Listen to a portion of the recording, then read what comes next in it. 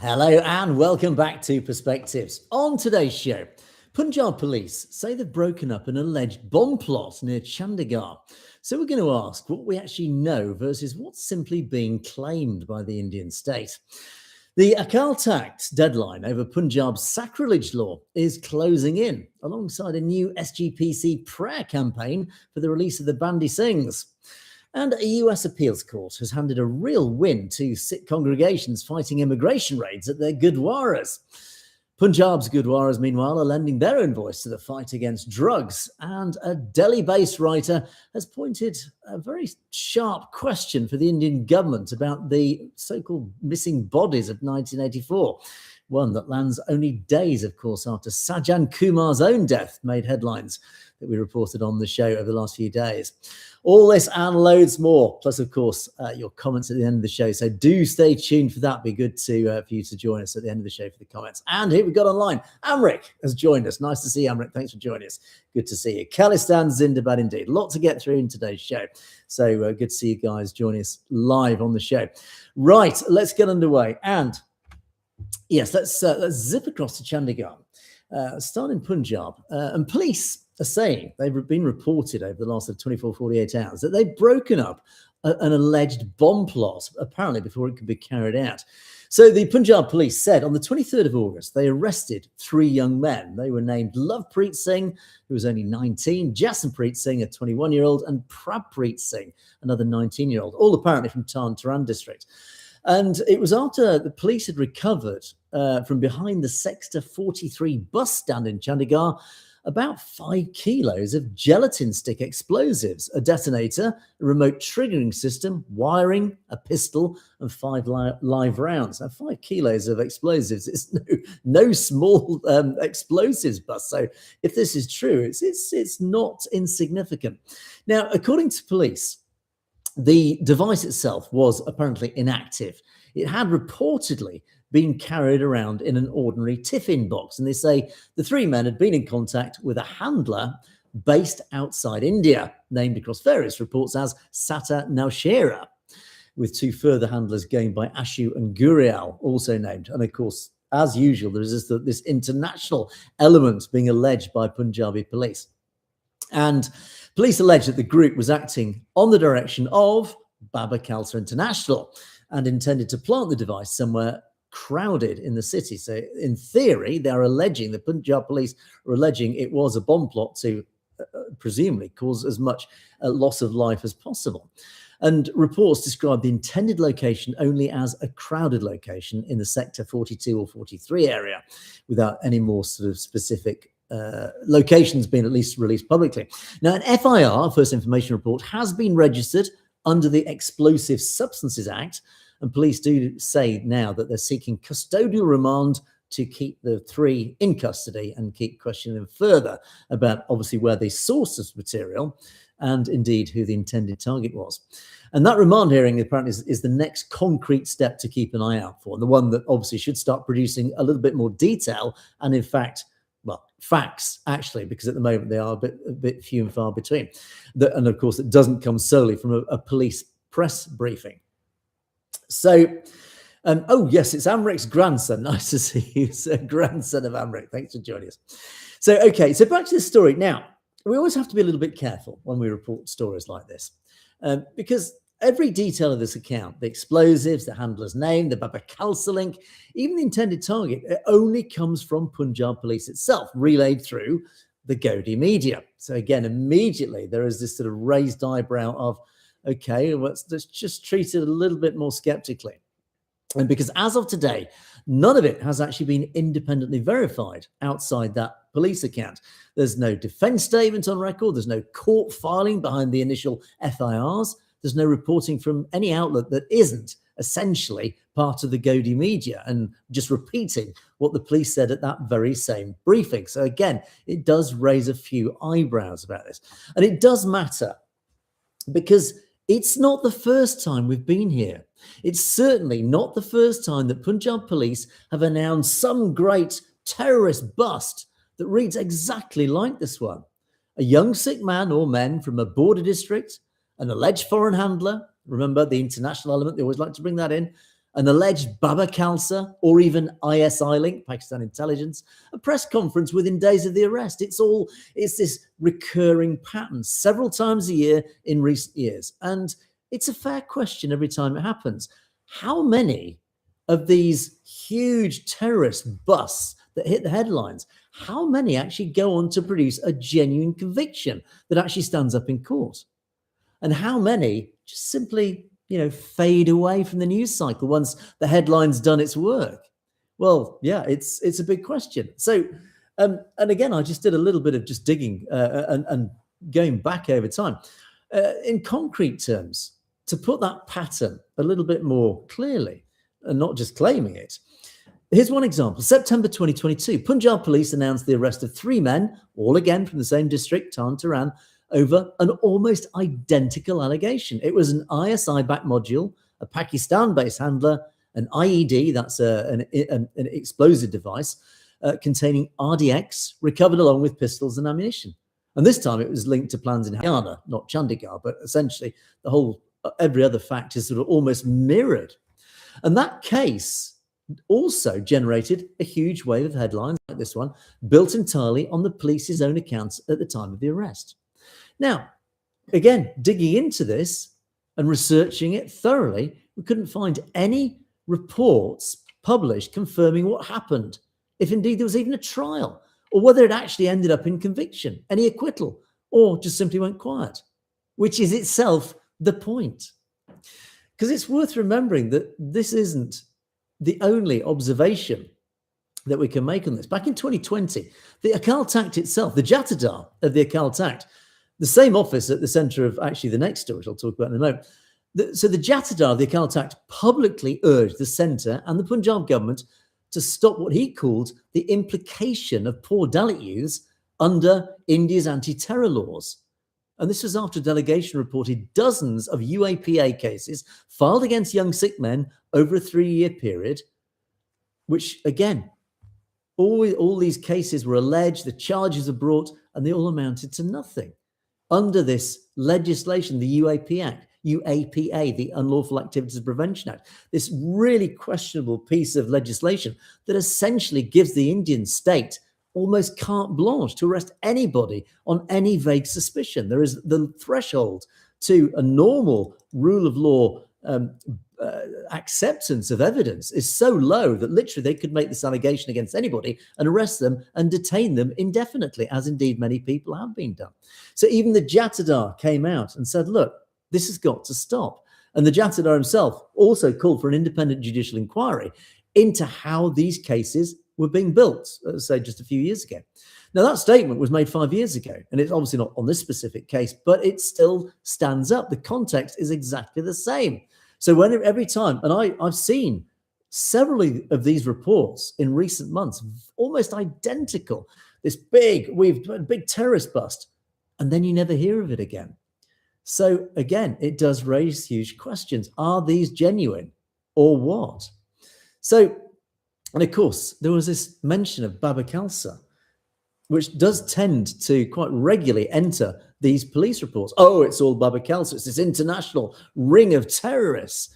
Baba Khalsa itself, I mean, really? And it really does ask many questions. It raises many questions. And don't forget that the Indian state recently has tried to link publicly the murderers by Najjar in Canada. So that the Bishnoi gang and Goldie Brar and others, they tried to link Goldie Brar and those gangs in North America with Baba Khalsa, again, just to try and deflect away from the whole political argument, saying that actually they were political assassinations. No, they were just gangs. They're all working in cahoots together, etc. Now, Baba Khalsa itself, it is apparently a real organization with apparently a genuinely violent history, but it is very, very hard to get the truth of these matters because, of course, the Indian media and the Indian resources have poured over the internet to try and generate a whole backstory to this hugely terroristic organization of Baba Khalsa International. So it's very hard to work out the fact from the fiction. Now, apparently, according to Wikipedia, as just one example of source information, but Wikipedia is very, very easily influenced and manipulated by malign forces. But according to Wikipedia, it was formed in 1978, and it was apparently active through those awful years of the 1980s and early 1990s.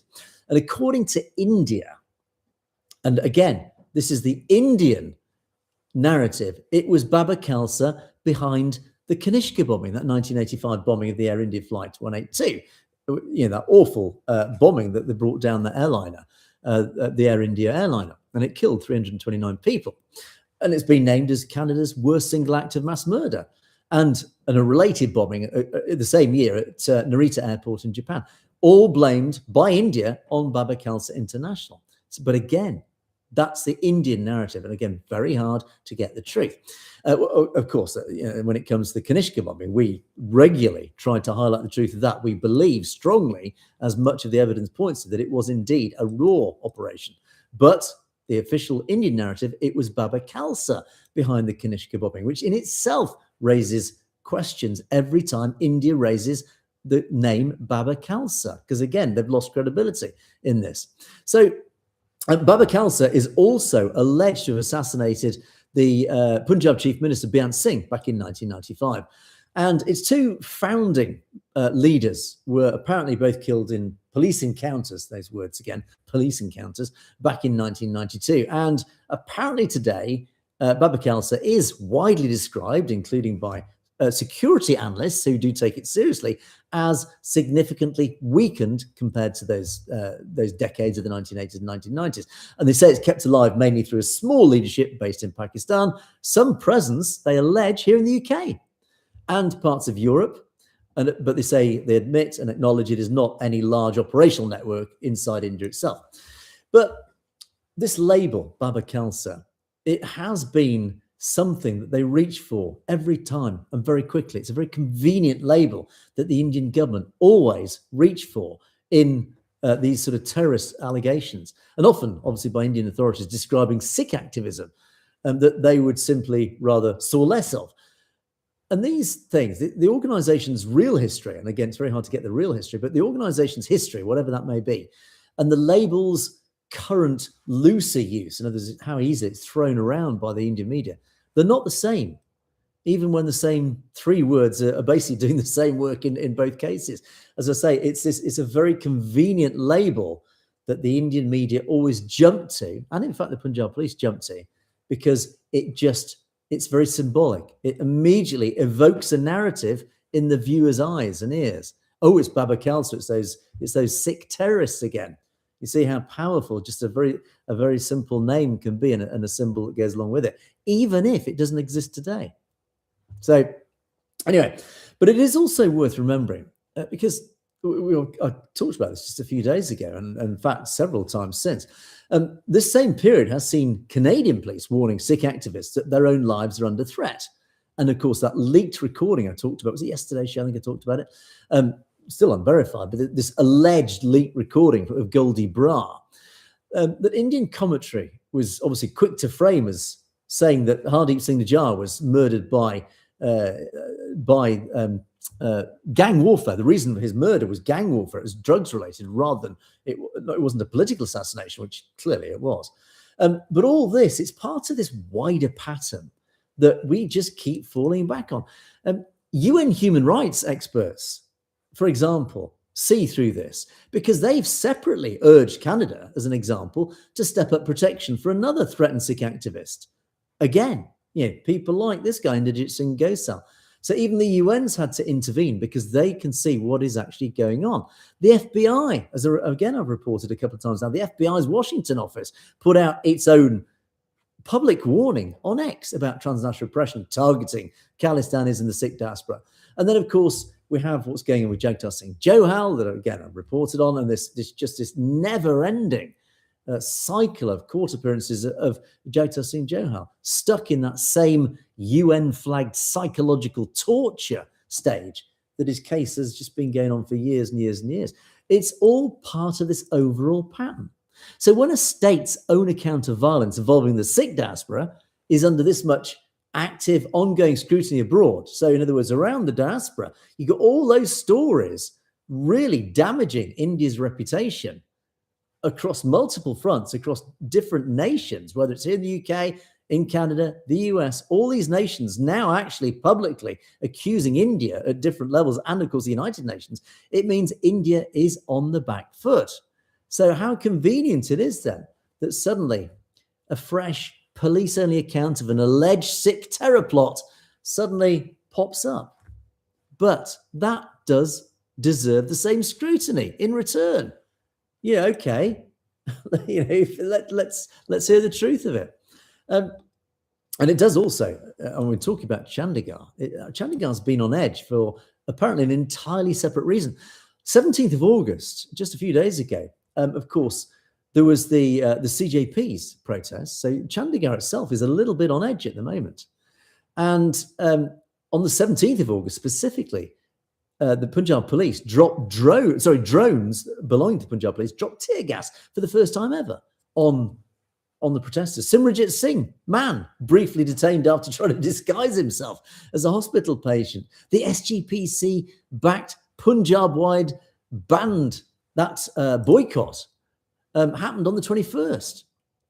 So there's an awful lot going on in this sort of whole balance of news that India is having to sort of juggle when it reports about Sikh terrorist plots, because it knows all these other stories are really painting a very, very different narrative.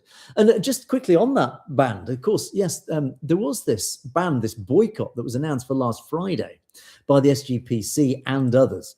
Basically, it passed off peacefully, but roughly 7,500 private schools shut.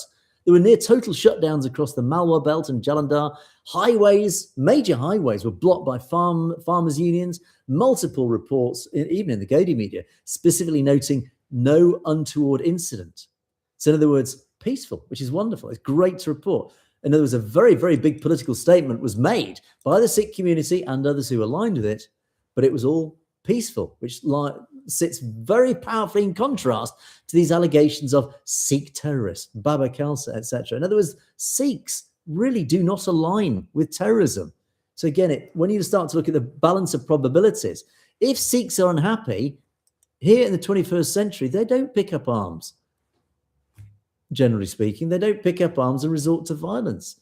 They organize bans, they organize marches, and the violence only erupts when the Indian state sends in the troops and the brute force of the police. And then any violence from the Sikh community tends to be self-defensive. So, yeah, anyway, two very different security events, a few days apart in the same city, in Chandigarh, of course, which means that security posture across Chandigarh right now is already heightened for reasons entirely separate from, this terrorist plot. So any story that does emerge from Chandigarh this week has to be sort of read in the context of everything that's going on in Chandigarh at the moment. So the Punjab police, you've always got to question why the timing, the allegations in the context of all these other stories. Now, obviously, we're not saying that the arrest is invented. We're not claiming it is. It may genuinely turn out to be a genuine arrest, but police allege are the words really that are only applicable here. It's the only way to describe it honestly. Police allege. Because will this terrorist allegation lead to charges and conviction? I think I can predict, probably not, but I'll follow this and I'll see if this does eventually actually lead to anything concrete. And if it doesn't, it will be one of so many, countless allegations made by Punjab police of terrorist captures, big terrorist busts of arms and ammunition, ISI-backed or international-backed, Baba Khalsa. We'll see. Anyway, stay safe. Good to see you back. You've been very busy in the live comments. Nice to see you there. Carney's careful because he wants Indian capital in Canada. That's his only business. The Canada is not openly happy allowing Indian students to exploit their system. Indeed, yes. I mean, gosh, the sentiment in Canada at the moment is, I would say, it's a bubbling cauldron. There's a lot of discontent in Canada from all sides, ironically. And Mark Carney is presiding over this. And regular viewers of the show know full well my feelings of Mark Carney. I think the wolves are coming for Mark Carney, the political wolves. I wouldn't be surprised if his days are numbered. Anyway, we'll see. But I want to move now on to, this is another big story. For those who've been following the show regularly, the Biadbi laws. This has been a big story, actually, particularly in the Punjab, but of course it has a really a significant impact across the diaspora because it does directly affect anything to do with the Guru Granth Sahib Ji, and of course any sacrilege, any Biadbi criminal offences. Now, so of course there are two threads to watch out for in Punjab this week, and both converge actually on the same date, and both worth keeping separate in your head, even though they share the same date. Avtar Dhillon, nice to see you. Thanks for joining us. So back in July, the Akal Takht, the highest temporal seat of Sikh religious authority, in other words, the Akal Takht is it, they rejected the Punjab government's response to the Guru Granth Sahib Satkar Amendment Act, that so-called sacrilege law, the Biadbi law. So the Akal Takht threw it back, said, no, it's totally unacceptable. It is unsatisfactory. And they gave the government a 1-month deadline, if you remember, to state a clearer position in the assembly. And if you remember, they actually, like the Jatadar himself, summoned like a headmaster. He summoned all the MLAs and all the MPs in Punjab to the Akal Takht to be given a full dressing down. It was absolutely magnificent to see, actually. Anyway, so what's actually at stake in the law, just to remind people who might not remember or might not be aware of this Biadbi law? Basically, it is a dangerous, dangerous law.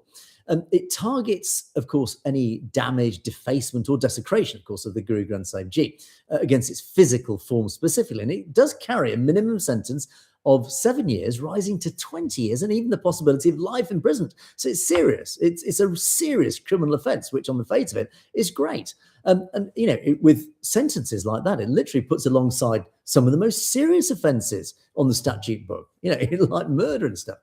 And this is precisely why the Akal Takht wants Punjab's government on the record about exactly where it stands, because this is a very powerful, potentially very dangerous piece of legislation if used and abused. In other words, if it's misused. Dharmendra Banin, nice to see you. Thank you for joining us. So this deadline that was issued by the Jatadar, it lands around the 29th of August. So what's happened? Well, nothing actually has moved since the original letter. So actually, technically, there's nothing to report yet, other than the 29th is a ticking time bomb. That clock is counting down. Let's not forget it.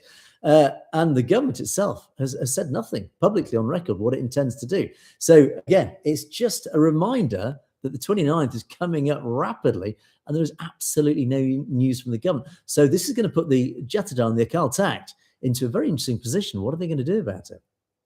Anyway, so the second thread coming out of Punjab, it lands on the same day, actually. The SGPC, under advocate Harjinder Singh Dhami, has just announced a program of Akhand Path, if I've pronounced that correctly.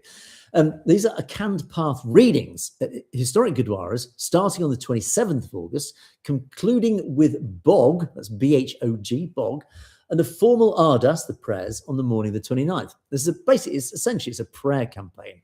And it is designed specifically, once again, for the release of the Bandi Singhs, of course, those Sikh prisoners who've well and truly completed their formal sentences, but still outrageously remain behind bars.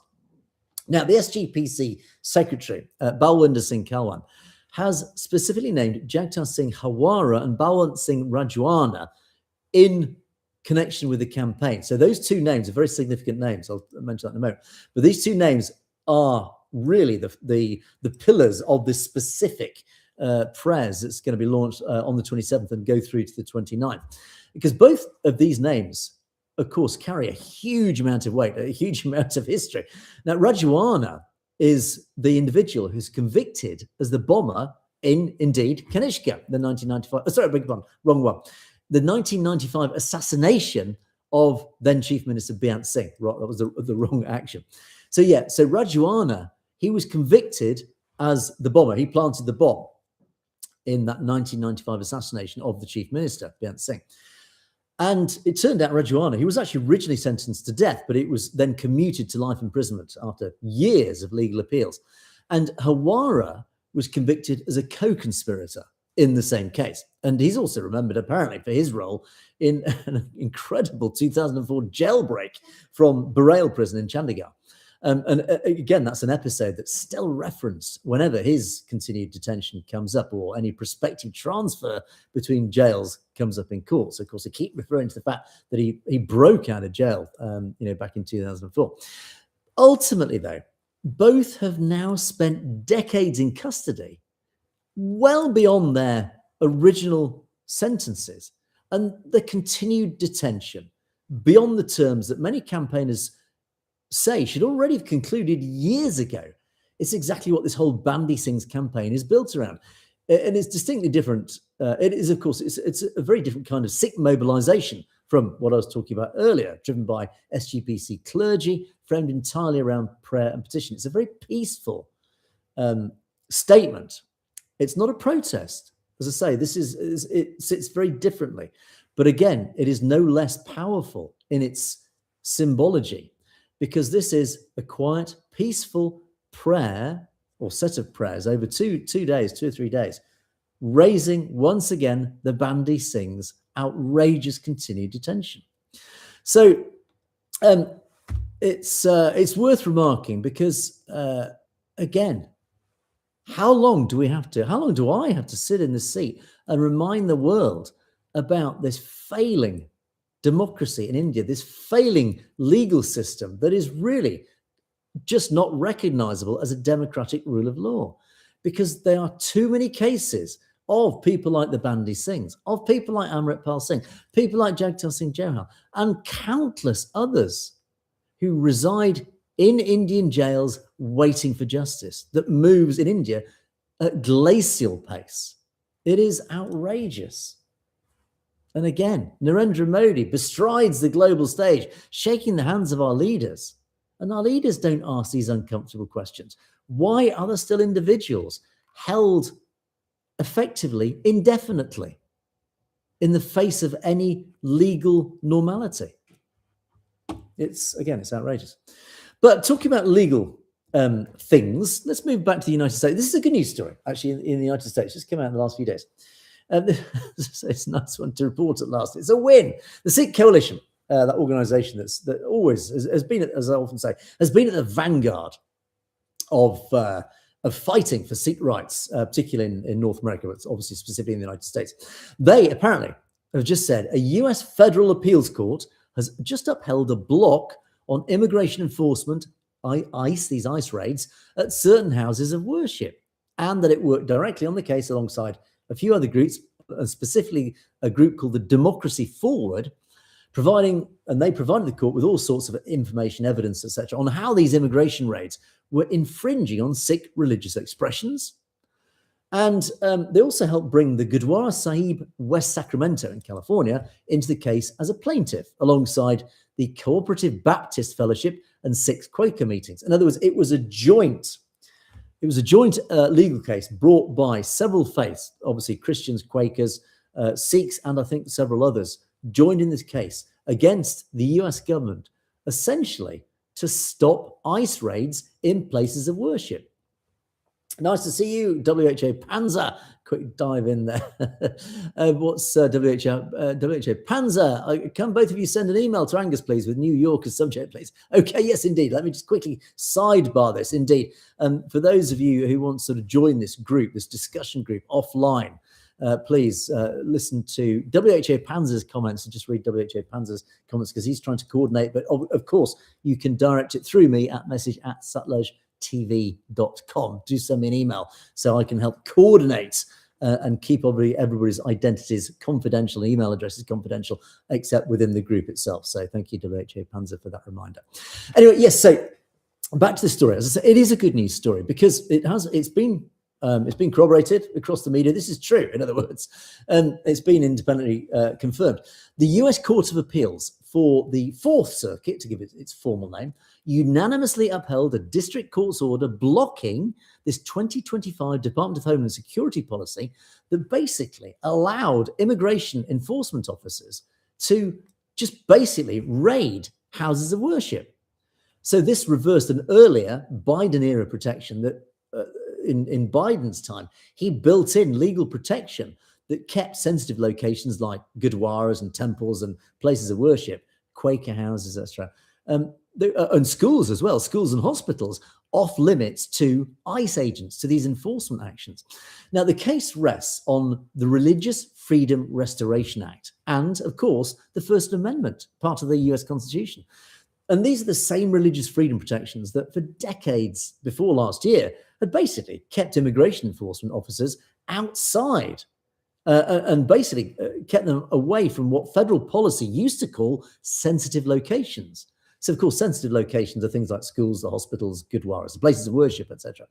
Now, for the panel, Judge Barbara Milano Keenan, who presided over this, she found the policy, quote, already has imposed a substantial burden on the ability of all the plaintiffs to express their religion through communal worship, basically pointing specifically to falling attendance and what she called a chilling effect on congregations. So what she acknowledged was that, look, these raids are having a direct and, in her opinion, unlawful impact on people trying to practice their freedom of religion.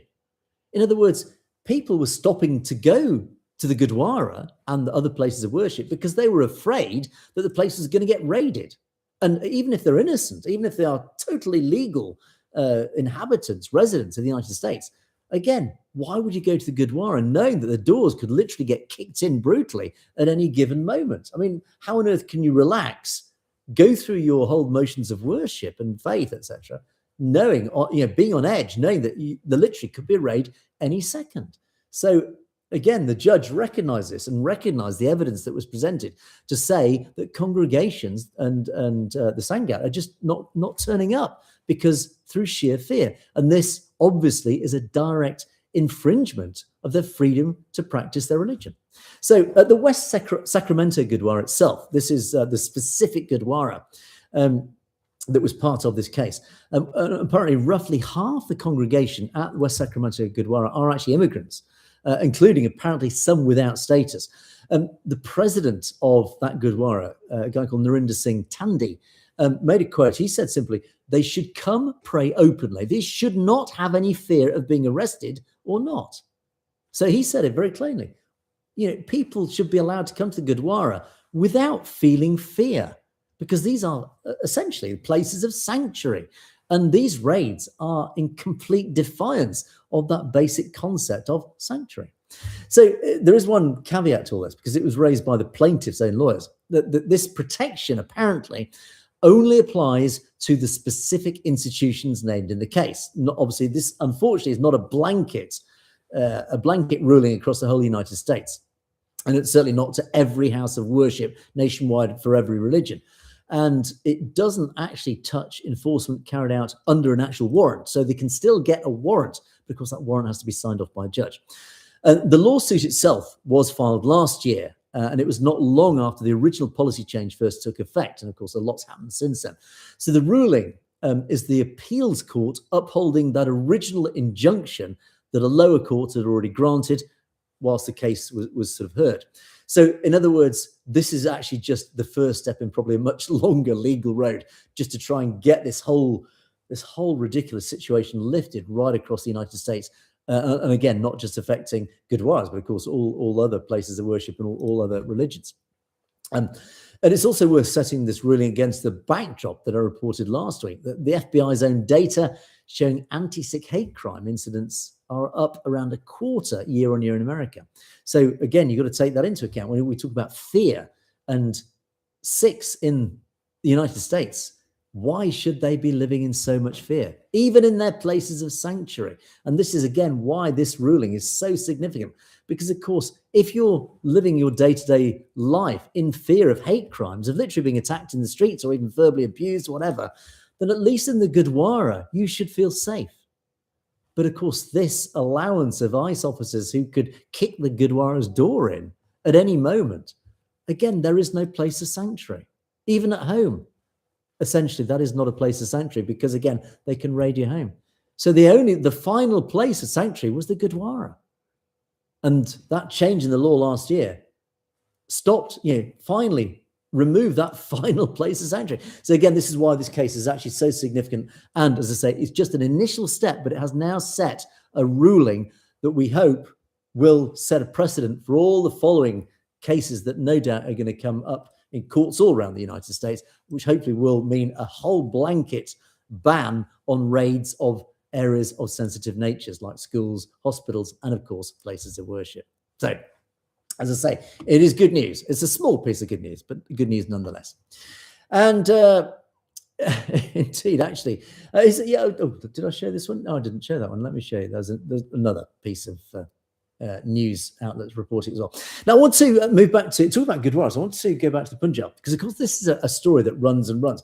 Drugs in the Punjab, terrible story. Let me excuse me. Also, just take a sip. Drugs in the Punjab have been the most almighty awful problem, as we've had to sadly and tragically report on.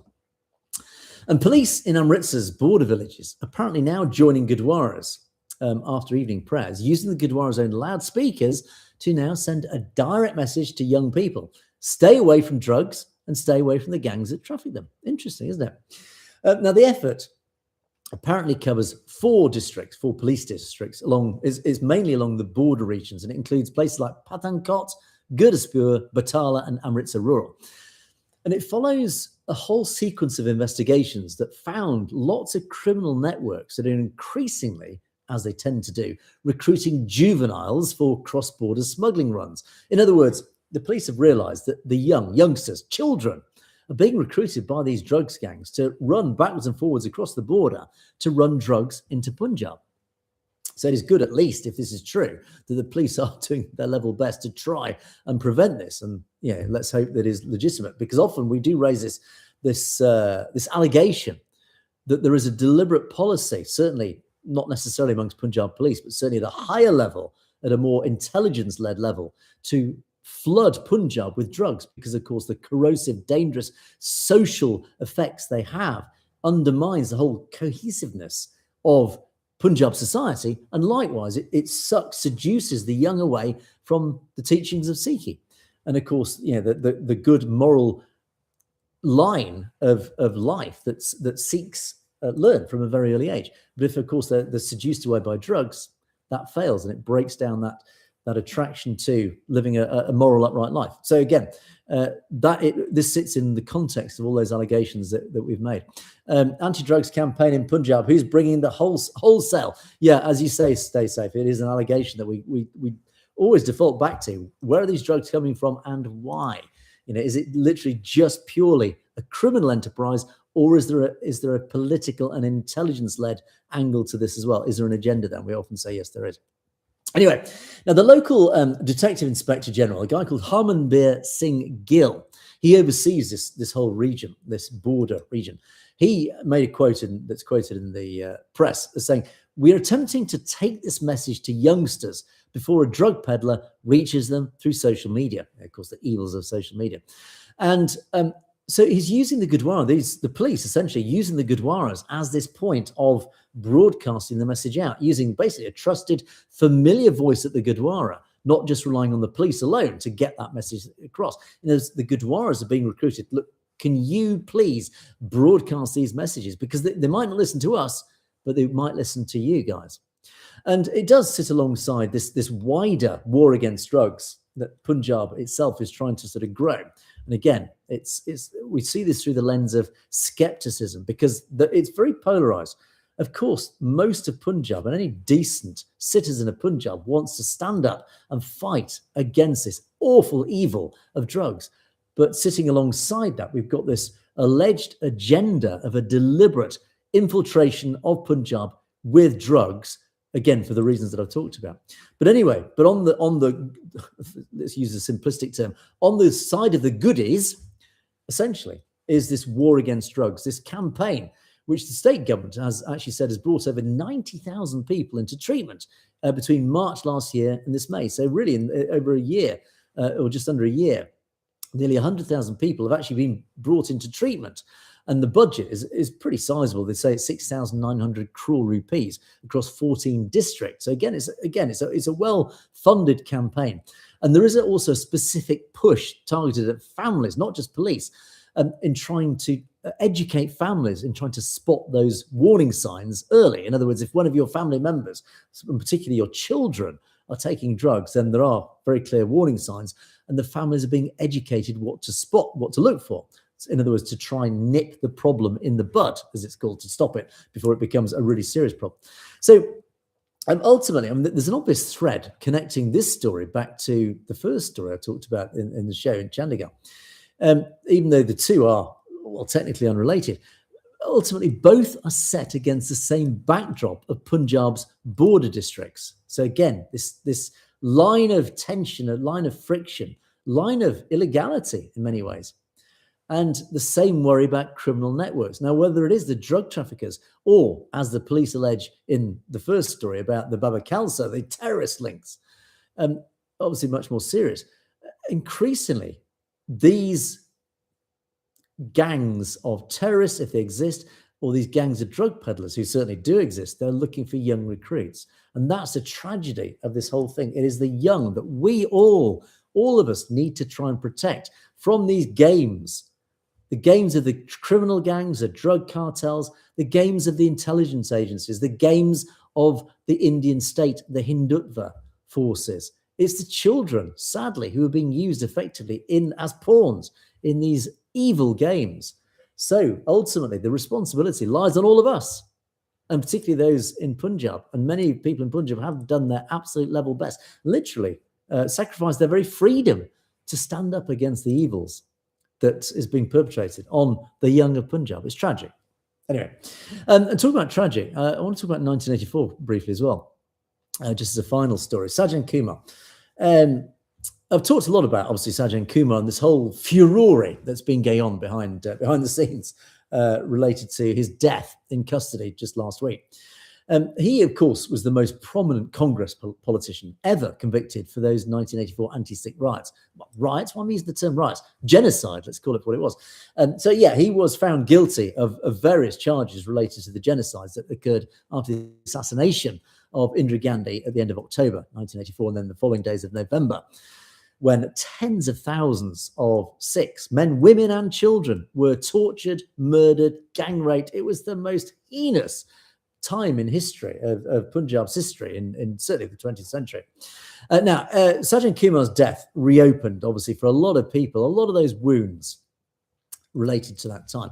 And of course, raised once again this whole set of questions about 1984 that still today have never really been properly answered. And I just want to sort of just end on just something related to this, because it's very timely with Sajjan Kumar's death. It's again, I just sort of talk about that violence and estimates of how many Sikhs were killed in that genocide in November 1984.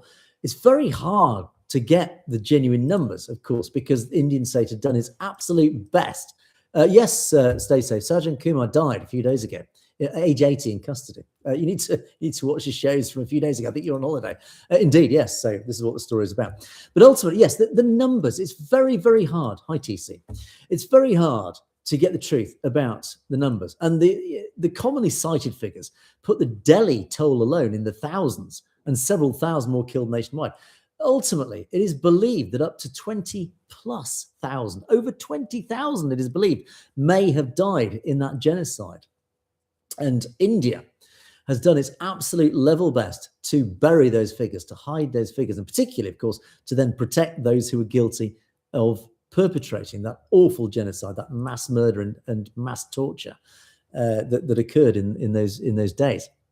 And 4 decades on, of course, only a small handful of convictions have ever actually stood. And India has, by one count, convened at least 4 separate commissions and 9 committees over the intervening years to try, at least on the face of it, to examine what happened. And that started with what was called the Nanavati Commission itself, without producing anything close to any sort of full accounting of who directed the violence or why it was actually allowed to continue for several days, largely unchecked. And don't forget, it was reported regularly that the police stood by and not just watched the genocide taking place, they encouraged it. They actually helped, they assisted in many cases. So Kumar himself, he was acquitted for 34 years before his first conviction in 2018. And then 2 other names, Jagdish Titler, who referred to in yesterday's show. Jagdish Titler, he was another Congress figure, long linked to the violence. He still has proceedings against him unresolved years and years later, at least 8 years later. And the DSGMC president, Harmeet Singh Kalka, actually made a point just a few days ago raising this, saying justice delayed is justice denied. This phrase that we just have to keep recounting over and over again. And that was, of course, his own reaction to Kumar's death this past week, Sajjan Kumar's death. Now, against that whole backdrop, it's easy to understand why a question as blunt as the one that we asked today still has real force 42 years on. How many died and what really happened and who is guilty? These questions still remain unresolved. He does look like a zombie. I mean, one hopes, again, we don't want to speak ill of the dead, but ultimately we hope that his final years on this earth were not pleasant, because essentially he evaded justice like so many have done.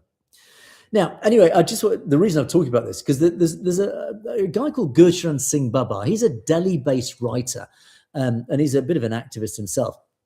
And he's been raising over and over again the whole issues of 1984, the genocide specifically, and these related questions publicly for quite some time. He's just published a new open letter. Here it is. And it's just a letter, but it's still a letter that asks the uncomfortable questions. It keeps the questions alive. And he's published this open letter addressing, it's addressed specifically to Honourable Shri Narendra Modi Sahib, Prime Minister, Government of India, New Delhi. And it's actually copied into a whole long list, which I haven't shown here, but it's a whole long list of other departments and high-profile figures.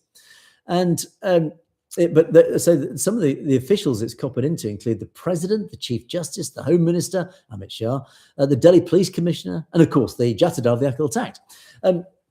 Now, the question raised in this is very narrow and it's very specific.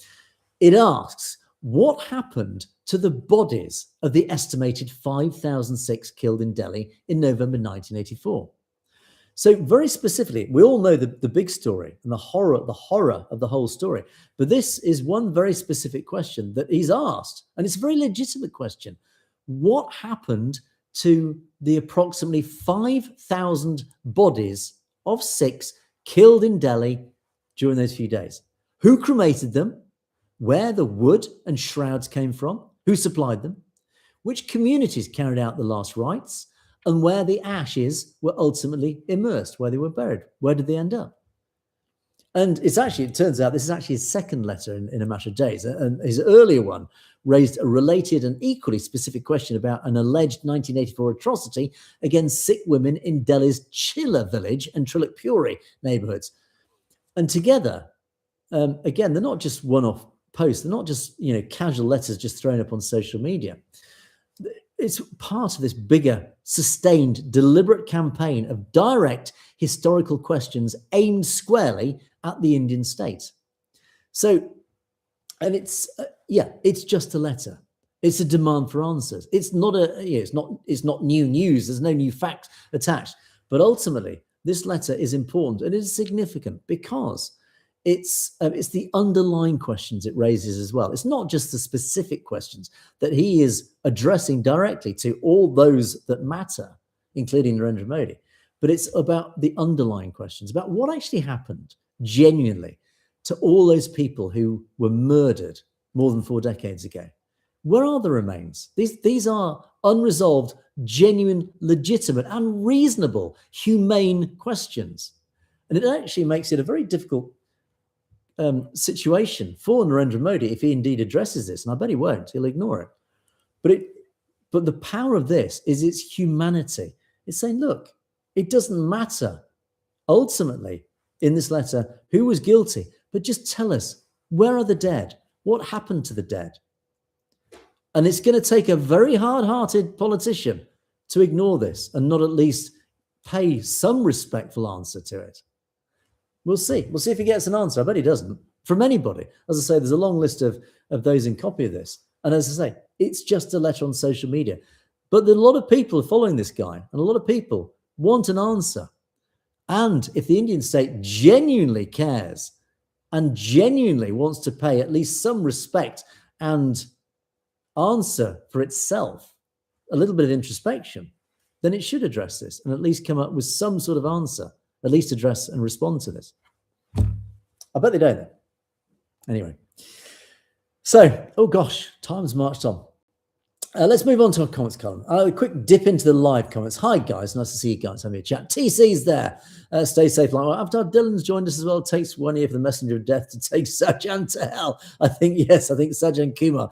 I think his passage to the afterlife is probably, if karma exists, if that's the right word. I think his passage to wherever he's going to end up is not going to be a pleasant one. But ultimately, we're all answerable to God. And we'll see. I'm sure he, no doubt, will be on his knees begging for forgiveness. We'll see. Anyway, right, let's move on to our comments. A few interesting comments actually today. This was after my podcast with Dr. Graywell.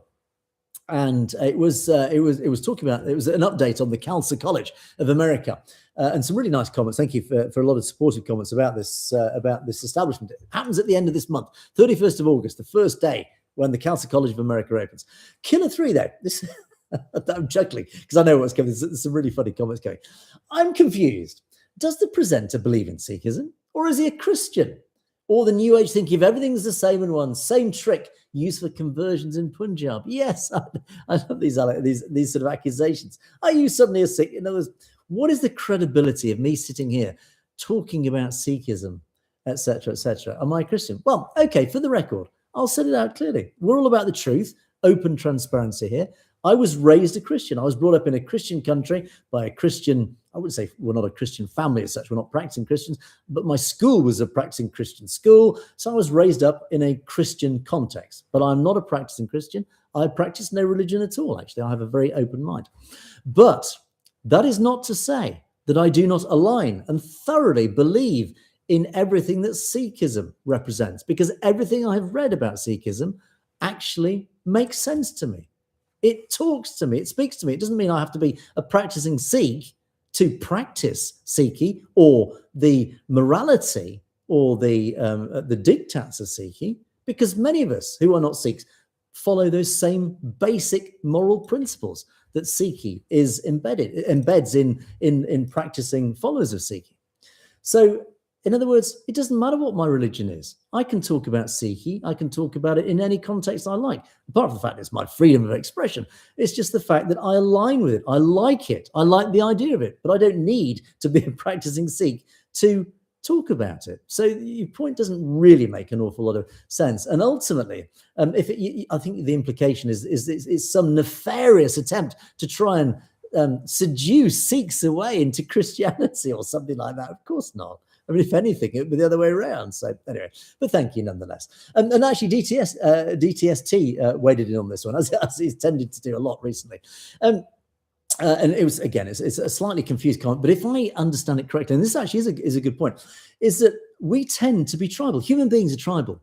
We all tend to stick with the tribes that we grow up with. It's human nature. We are comfortable in our tribes. And if our tribe happens to be Sikhi, if our tribe happens to be Christian, if our tribe happens to be Islam, we tend to stick in our areas of comfort in our tribes. Nothing wrong with that. And of course, we all have, hopefully, the freedom to jump between tribes, should we so choose. In other words, you can't criticize anybody for being whatever religion. It doesn't make any sense. Yes. Oh, this is a serious comment. Thank you, Kevin Ball. Khalistan, that man in the photo, massacred thousands of Sikhs, and you ignore it.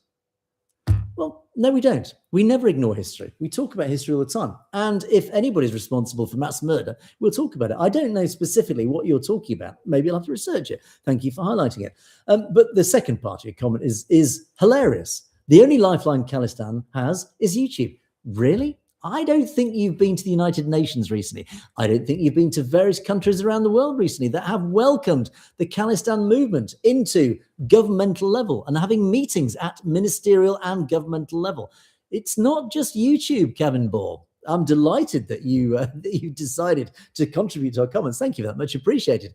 But I think you're going to get a bit of a shock if you actually realize just how big, how widespread, how international, and how significant the Khalistan campaign is. It's a delight to inform you. I'm happy to tell you it is global and it's growing.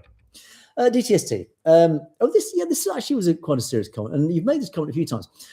How many practicing Amrit Dari Sikhs, I think essentially is what you're referring to. How many Sikhs actually wear the articles of faith compared to how many in the community who've given up or have never started? They're more interested in cutting their hair, drinking alcohol, doing the things that Amrit Dari Sikhs certainly wouldn't do. It's a fair comment. It's a fair criticism. It's a fair question. I don't know the numbers. And it is a sad indictment of the 21st century that all religions are suffering from this same issue, is that the young are very easily seduced away from let's call it the righteous path, to be very pretentious about it. But ultimately, it is the righteous path of goodness, of living a good moral life with faith in God or whatever, whichever God it is that you believe in. It doesn't matter which religion. The principle is the same, is that, yes, the young are being seduced away by all these modern distractions, whether it's the internet or AI or screens or games or drugs. It's a sad indictment of modern life. And that is the challenge. That is the 21st century challenge that all faiths, not just Sikhi, has to face. How do we get the youth back in to our faith to live a righteous life and move away from these evil distractions, whether it is alcohol, tobacco, or other terrible things? Bobby Bra. Yes, this was a serious. Thank you for this, Bobby Bra. And I do apologise publicly on this. A request to Satellite TV IT people: please avoid using fake pictures of Sikh gurus. We love your show. Thank you for loving the show. You're absolutely right. In fact, I only put that picture up of the guru, or this alleged picture of the guru, because this, in fact, was part of Dr. Grewal's presentation. And I do know, I am aware, I have been told by others in the Sikh faith that you should not show images of the gurus. It is apparently disrespectful. I don't know. I can only be led by the community. So I only put this in the thumbnail because it was part of the presentation that Dr. Grewal had. So if it is offensive, I do apologize profoundly and deeply and genuinely. It is a very hard one to know because actually you see these images of the gurus right across Sikh social media. It's not unusual. I don't know the answer. I don't know the correct answer to this. You guys are going to have to help me on this one. Is it offensive to put images of the gurus anywhere publicly? It's interesting. In fact, actually, I have to say, I take responsibility for this because, in fact, people behind the scenes in the US as part of Satluj have said in the past to me, please don't show images of the guru or the gurus. So as a Satluj TV policy, I think I've maybe broken Satluj TV policy. So again, I publicly apologize for that. But ultimately, as I say, I was led by Dr. Grewal on that, who, of course, himself is a practicing Sikh. So again, it's what do I do? You guys are going to have to help me on that one. WHO Panzer appears here as well as live. Nice to see you, WHO Panzer. And this is a very specific comment. I'm not going to talk about that one. And I couldn't watch the link that you sent because it's in Punjabi. Mad Max, I love this comment. Thank you for this. You guys don't understand Sikhi. You want to promote rubbish. Bhindranwale was a fraud. And now this is a serious point. You shouldn't be using photos either.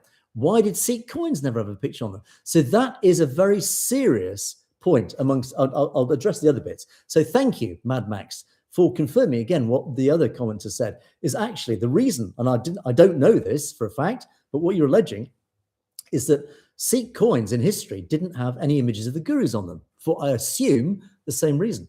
Good point. Yep.